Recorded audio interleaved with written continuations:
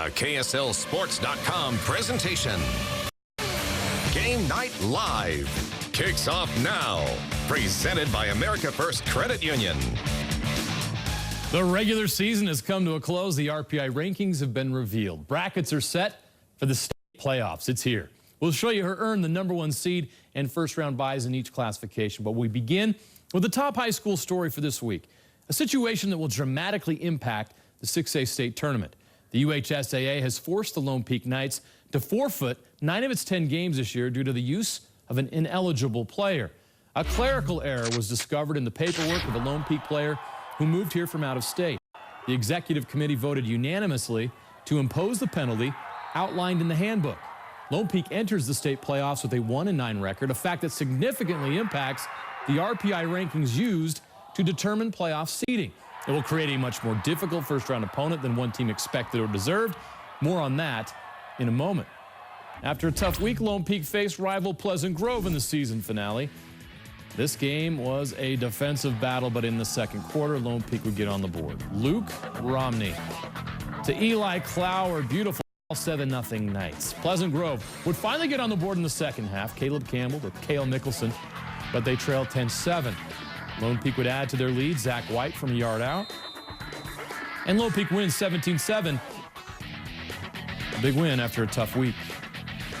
It's a mentality at this point. It's just like I last year when we went in the playoffs. We could have been a 1 seed. We could have been a 4 seed. It was a coin toss, you know. And either you have to beat the team that's in front of you. It doesn't matter. You got to play them sometime if you're going to win a state championship. So whether we play them early or whether we play them late, we're either good enough to win a state championship or we're not. Corner Canyon looking to wrap up a perfect regular season against American Fork, and Cole Hagan was just dominant in the second quarter. He makes it 38-7 on the touchdown run, then a 44-yard touchdown pass in the third quarter, makes it 45-14, and later in the third, another touchdown run. Corner Canyon, 3 straight undefeated regular seasons. Skyridge was second in the last RPI ranking that we were shown. A win over Westlake would give the Falcons a first-round bye in the playoffs, and they got a big start in the first quarter. Cedar Fenton gives the Falcons a 7-0 lead on a touchdown run. Then Emmett Call, quarterback, on the keeper. Then it was 14-0 halfway through the first.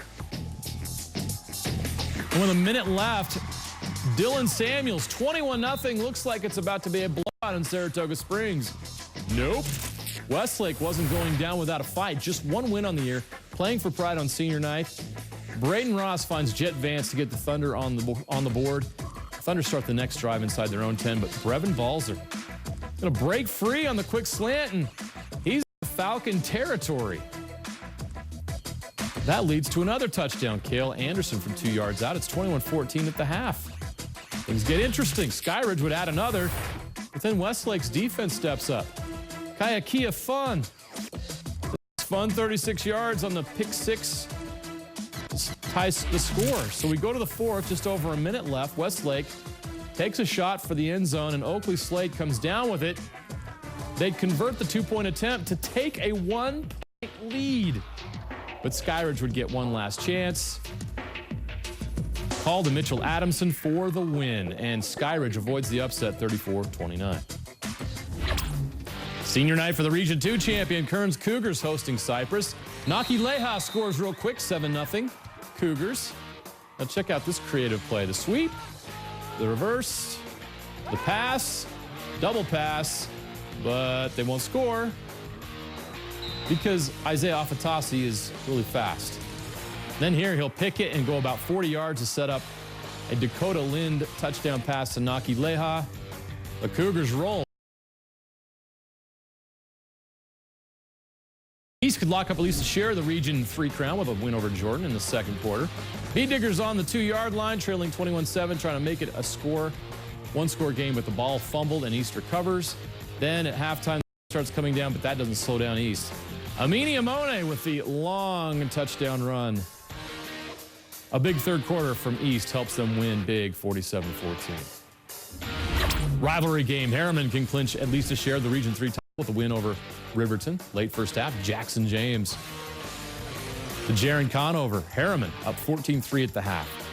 Let's go to the fourth quarter. Riverton makes a game of it. Jackson Howard completes this down to the 1-yard line.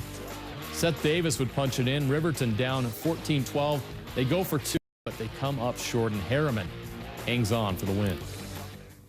Now, for the first time, the UHSAA is using an RPI system to determine playoff seeding. Every team makes the playoffs.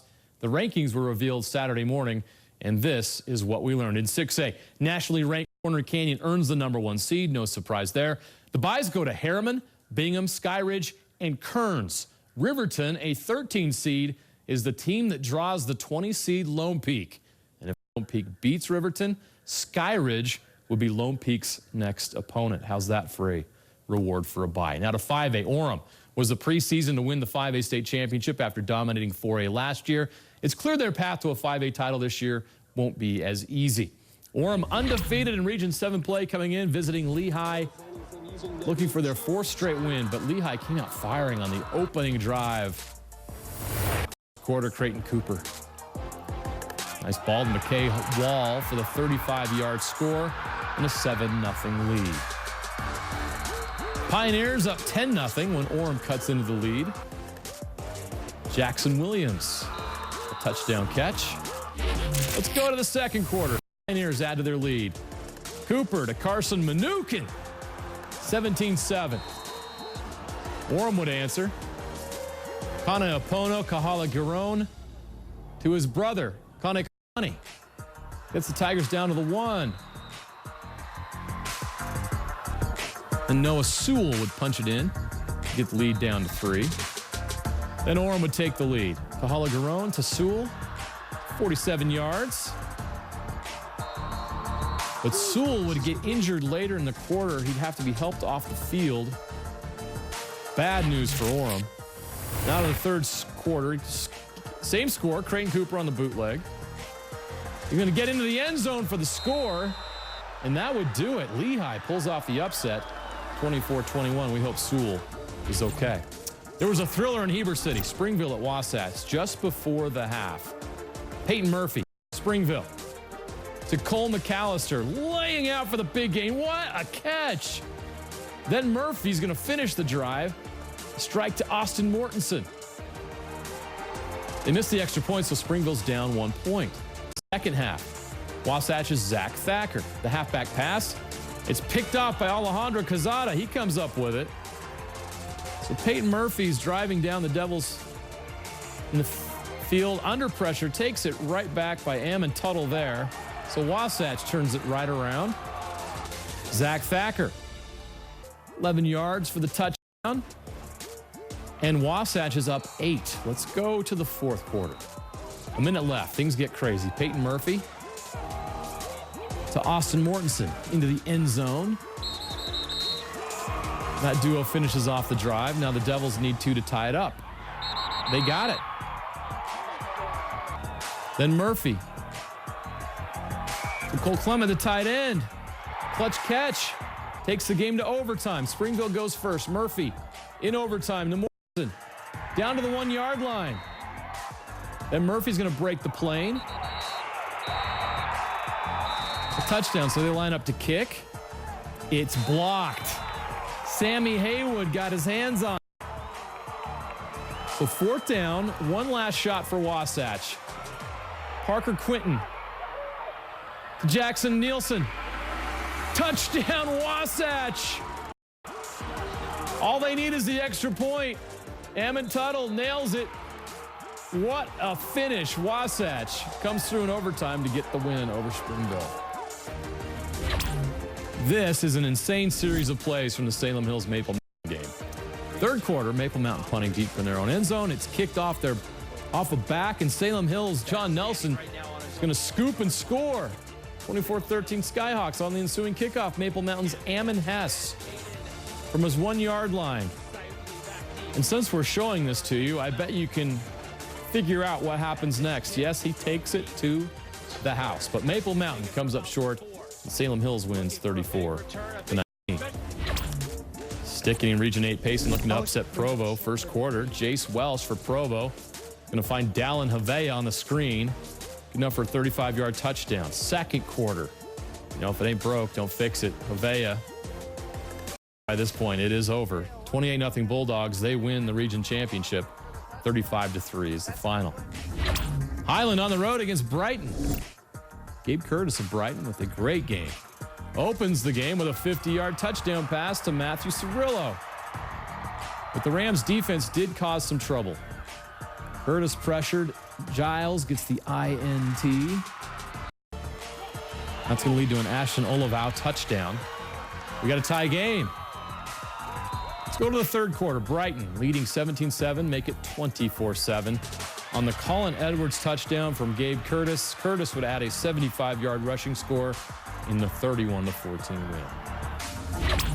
Olympus and Skyline, the battle for the rock.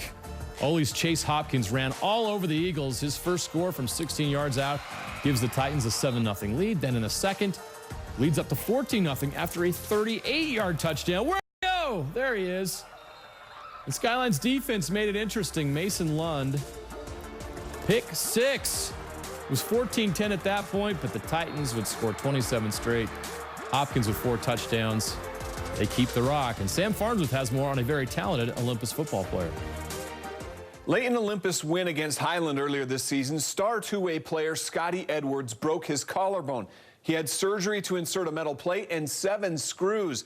But if everything goes as planned, Scotty expects to be back in uniform for Olympus' first playoff game in 2 weekends, and then playing some big-time college football next year. Without a doubt, he's one of the most talented student athletes in the state. Scotty Edwards can do it all. But what you probably don't know is that those same hands that make these plays are also playing this.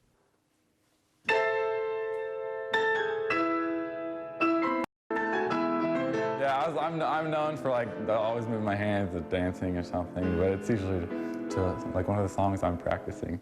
Yeah, it takes a lot of work to be able to play a piece, and so it's just really satisfying being able to play that for other people. And I also just like love music. For as long as Scotty has played football, he's been sitting at a piano bench even longer.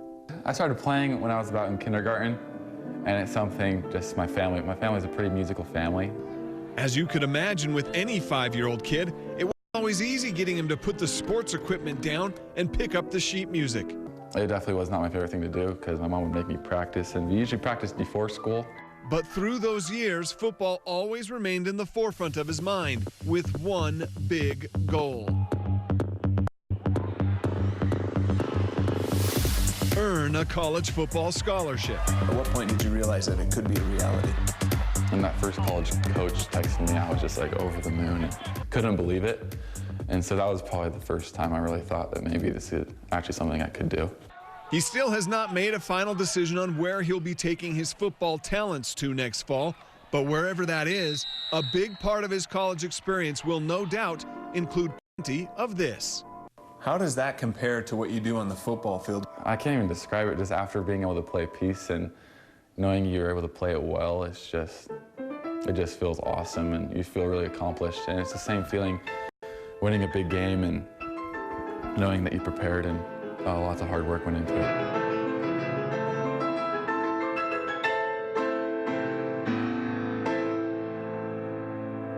One of Scotty's big goals for his senior year is, of course, to win state with his teammates, but almost as badly, he also wants to be one of 8 selected from several candidates to perform at Olympus High's Concerto Night this winter. He'll be trying out performing the piece we just heard coming up in November. Thanks, Sam. 5A RPI, Salem Hills earns the #1 seed. The other teams with the first round bye, Provo, Farmington, Olympus, Brighton, Woods Cross, and Springville. Now to 4A. Park City had a chance Wednesday night to finish the regular season 10-0. It'd be the Miners' first perfect season since 2006. Cedar Valley making the trip to take on the undefeated Miners. Mark McCurdy at quarterback for Park City. All the way around. See, McCurdy's the receiver, not the quarterback. He's got a touchdown, 6-0 Miners. And Dylan Bauer, just a straight dive, 12-0 Miners. And then Franklin Pass, 34 yards, 18-0 Miners. Park City rolls over the Aviators, 47-6. Park City earns the #1 seed in 4A, one of 10 teams to get a bye. Skyview, Green Canyon, Pineview, Stansbury, Mountain View, Desert Hills, Snow Canyon, and Tooele in that order will will get to sit out the first week. All right, up next, a rivalry showdown for the region championship, Morgan versus Grantsville, our Game Night Live game of the week, and the highlight reel also coming up next. Now to 3A, our Game Night Live game of the week was a Region 13 championship game between number 1 and undefeated Morgan and number 5 Grantsville. This was the 83rd meeting all time between these two rivals, and explosive plays were the story in this game. Both teams had one in the first half. Grantsville quarterback Jackson Sandberg had a game. Going deep to Taylor Wood. And the Cowboys take a 7-3 lead. Giddy up. Now to the second quarter. After another Grantsville score, Morgan responds with a 50-yard touchdown pass. Carter Thackeray to Britton Wynn. Grantsville wasn't done, though. With 2.5 minutes left in the first half, Sandberg to Dalton Peasnall. Breaks a tackle. It's a 64-yard touchdown, and the Cowboys led 21-10 at that. Morgan closes the gap in third. Grantsville deep in their own territory. Morgan brings the pressure, blocks the punt. That's going to set up a Porter Giles touchdown, 6 yards out. The 2-point conversion's good, and Morgan cuts the Grantsville lead to 3. We go to the fourth with a 21-18 score, and that is when Grantsville just dominates this game on their home field. Sandberg, another bomb to Chase Gibson. That's 64 yards, 27-18 Grantsville. Then on defense, Gibson with a huge play. He wins the jump ball. He's got a pick. And Grantsville takes advantage of Morgan turnover. Sandberg drops another bomb. This one to Peasnall again.